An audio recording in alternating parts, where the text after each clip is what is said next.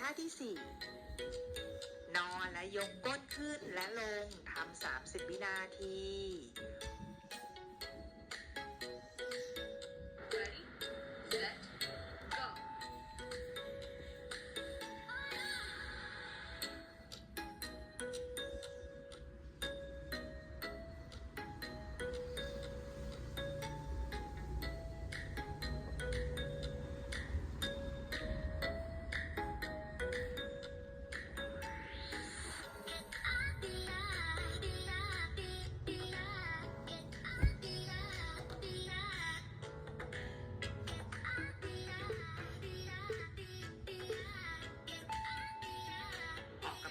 ท่าที่ 5 นอนและตั้งเข่าเอียงเข่าทั้งสองข้างไปทางซ้ายและขวาทำ30 วินาที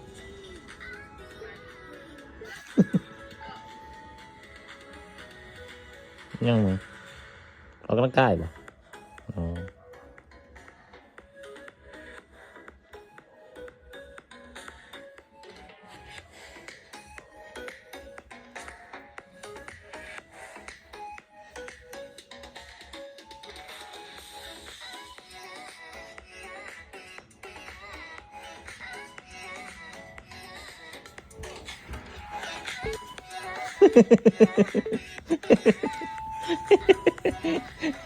ออกกำลังกายท่าที่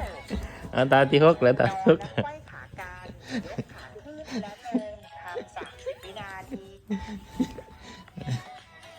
ออกกำลังกายท่าที่ คือไม่เห็นเลย